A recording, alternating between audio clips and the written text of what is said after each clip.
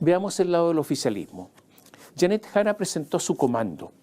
Recordemos que, en forma casi impúdica, Janet Jara inauguró la época del reseteo, que no es otra cosa que decir que todo lo que prometió para las primarias, para que votaran por ella, ya no vale, que ya no existe.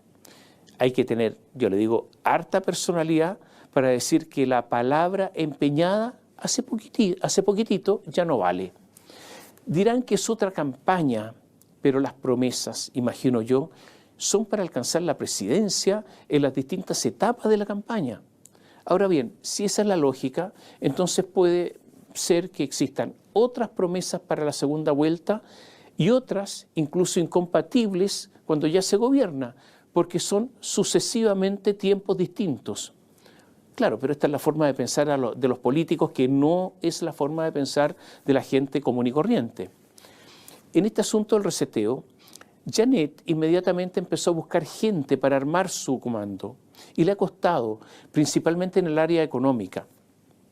Golpeó puertas, apretó timbres, dialogó, pero no le fue muy bien.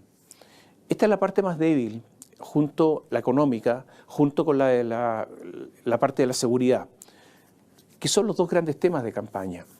La candidatura carga además con el peso de ser una candidatura continuista, y aunque trata de alejarse del gobierno, de criticar a veces el gobierno, de decir que estuve ahí pero ya no, las cosas son como son y es difícil cambiarlas. Janet está ocupando ahora el espacio que era de Carolina Toá en la calle Londres 76 en pleno centro de Santiago. Janet ya tiene, ustedes la han visto seguramente, un aspecto mucho más formal, ahora con un maquillaje que la resalta más, con una sonrisa permanente, intentando dar seguridades. Durante los últimos días hubo muchos nombres que se subieron y luego se bajaron de este comando. Finalmente hubo humo blanco a medias, porque no estuvo la Democracia Cristiana incluida. Después le cuento la razón. Janet pidió un acto de presentación de su comando, pidió un acto, dijo, bien chileno. Yo quiero algo chileno, dijo. O sea, con bandera, con himno nacional cantado a voz en cuello por todo, súper chileno. ¿Por qué? Porque quieren dejar atrás eso de la convención, en la que el Partido Comunista participó activamente, esa convención que ni quería escuchar la canción nacional, que hablaba de la plurinacionalidad y todo eso. Y a propósito, a ver, un ejercicio para usted, un ejercicio pequeño, un acto de memoria, porque no ha pasado tanto tiempo. ¿Se acuerda usted del espectáculo que dieron cuando se inauguró la Convención Constitucional? Cuando los símbolos patrios eran mancillados sin escrúpulos. Aprovechándose de nuestra extendida, feble memoria, ahora todo bien chileno, dijo Jara. Lo primero que podemos afirmar es que a casi 4 meses de las elecciones, Jara no tiene programa, ni siquiera una línea. Cuando Janet Jara ha participado en algunos foros, ha hecho propuestas más bien generales, más bien superficiales, pero no cosas concretas. Lo segundo, Janet ha tenido que controlar a Daniel Jadue con su verborrea permanente y a Lautaro Carmona, el presidente del Partido Comunista, quien se cree el guardián de la ortodoxia marxista, o sea, el guardián de la fe.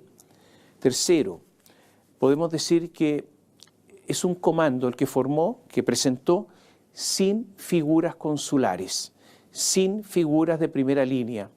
Pareciera que la acción de reclutamiento que tuvo no fue muy exitosa. Es un comando además de izquierda, izquierda sin apellido, izquierda más bien radical. Hay unos pincelazos, pocos, de centroizquierda. Incluso eso podría ser discutible. O sea, llama bastante la atención la conformación del comando de Janet Jara. Se había dicho que Marcos Barraza, que es amigo de Jara, han sido compañeros de militancia desde hace muchísimos años, que es orejero, que es consejero, sería su jefe de gabinete. Barraza es uno de los cuadros más relevantes del Partido Comunista. Fue muy influyente en la Convención Constitucional, ha sido ministro, llegó de bombero a salvar la elección de Iracy Hasler, la reelección. Después se fue de asesor al Ministerio del Trabajo, donde era ministra Jara. Barraza es un hombre callado, reflexivo, que no le gusta salir en la foto. A última hora, Barraza quedó fuera del comando, aunque sigue siendo asesor de Jara, y se dan 3 razones. Primero, que no era bueno que un militante del Partido Comunista tuviera su cargo o el cargo de jefe de gabinete para dar cupo, ojalá ahí, a un militante de otro partido. 2, que había tenido problemas con un viaje al exterior con licencia médica, aunque dio explicaciones al respecto. Viajó al exterior para asuntos políticos, porque él está dedicado a eso. Y tercero, porque quiere ser candidato a diputado. Pero insisto, va a seguir asesorando a Jara. ¿A quién designaron jefe de gabinete de Janet? Jorge Millaquén. Es un militante del Partido Socialista, hasta ahora era miembro del segundo piso de La Moneda. Ya no hay generalísimo de la campaña, sino que esto de jefe de gabinete, o sea, una especie de coordinador. El equipo estratégico de Janet Jara es muy importante, porque este es el equipo encargado de tratar de imponer el clivaje de la elección. Y se trata de imponer este asunto de que usted tiene que elegir entre pueblo o élite, pueblo versus élite. De hecho, el apoyo a Jara en sectores económicamente más vulnerables, como les contaba recién, ha aumentado. Darío Quiroga, quien la asesoró en las primarias, sociólogo, es el coordinador del equipo estratégico. Se ha dicho que él fue el coaching de Jara para los debates presidenciales. ¿Lo acompañarán quién? Bárbara Figueroa, comunista, todos la conocemos, expresidenta de la CUT. Ricardo Solari, socialista. José Toro, del PPD. Jaime Mulet, de la Federación Regionalista Verde Social. Lo de Solari es interesante porque estando en una segunda línea siempre es muy importante y tiene el don de la ubicación. En contenidos, o sea, los que deben elaborar el programa, están Camila Miranda, Frente Amplio, que lo dirige y tuvo la misma función en la campaña presidencial de Gonzalo Vinter, la ex subsecretaria de la Secretaría General de Gobierno, Nicole Cardoch, socialista, quien coordinará el área territorial, y el senador poderoso del Partido Comunista, Daniel Núñez, quien estará a cargo de la unidad de análisis electoral. Como puede apreciar, hasta ahora los contenidos, el programa, están más bien en manos de una izquierda dura. Camila Miranda, que es la jefa de esta subsección, fue autonomista, después fue Nodo 21 y terminó en el Partido Comunes. Ella, Miranda, quiso ser convencional y representó al Frente Amplio en la campaña del En Contra. Es secretaria de contenidos de la tienda, o sea, del Frente Amplio, y como le decía, desde ahí hizo todas las propuestas programáticas de Gonzalo Vinter. Ahora es la jefa programática de Jara. También trabajará ahí el ex subsecretario de Derechos Humanos y otrora asesor clave de Michelle Bachelet, Javier Altamirano, del Partido Socialista. Pero el asunto mayor, se lo decía hace un rato, es el equipo económico. Y aquí la opción de Jara fue decepcionante. Es posible que no haya sido una opción, sino que no tenía a quien más echar mano. Pero es un equipo, con respecto a los nombrados, yo diría de segunda línea. El jefe es Luis Eduardo Escobar, secundado por Osvaldo Rosales. Esta es la dupla, Escobar y Rosales, que asesoró la fallida candidatura de Alejandro Guillén en 2017. Luis Escobar antes estuvo en la campaña de Marco Enrique Sominami en 2009. Escobar tiene experiencia en macroeconomía, trabajó en el Fondo Monetario Internacional, tiene un magíster en la Universidad de Maryland, es director de la Fundación Siglo XXI, ligada al progresismo, y es director de la empresa pública portuaria de Valparaíso, un cargo que es político. Lo de Osvaldo Rosales es un caso particular, porque cuando los marxistas en Chile, en nuestro país, miraban permanentemente a la Unión Soviética, miraban a Cuba, él no.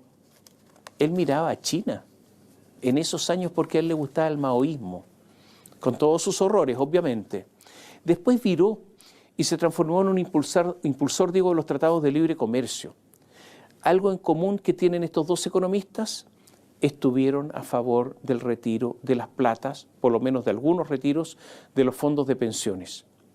Escobar, para justificar un retiro, dijo: la gente tendrá plata para gastar, porque la mayor parte ya se gastó con el primer retiro y eso genera toda una cadena de consumo, tal como fue el impacto de la primera vez.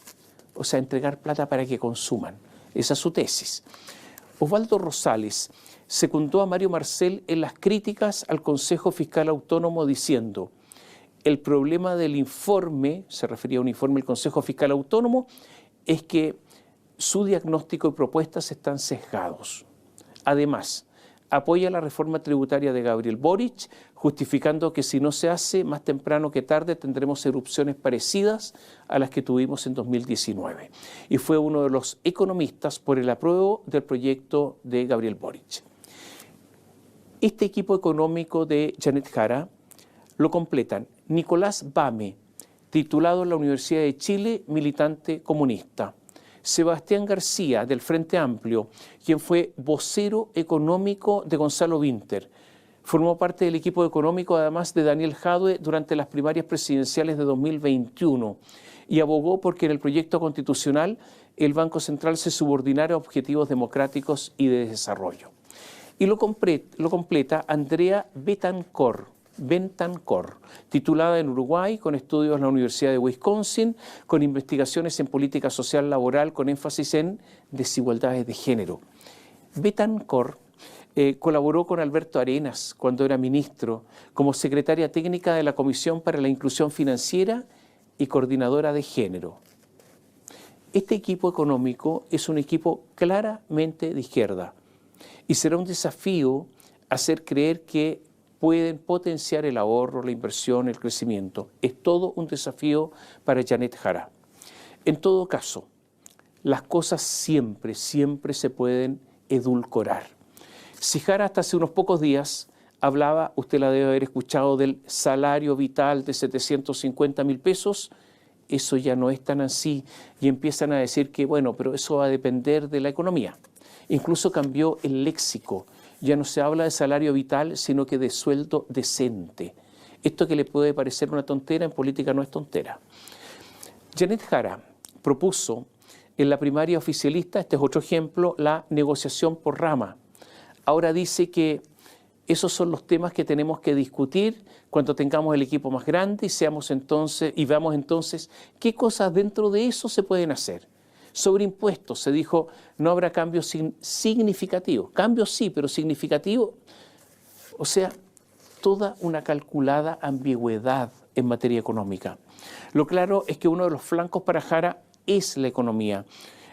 Y la cesantía a la que ella como exministro de Trabajo ha dado poco o ninguna de explicación. Yo diría que la cesantía es una crítica que se le está haciendo muy fuertemente y de eso hablaremos en un momento más.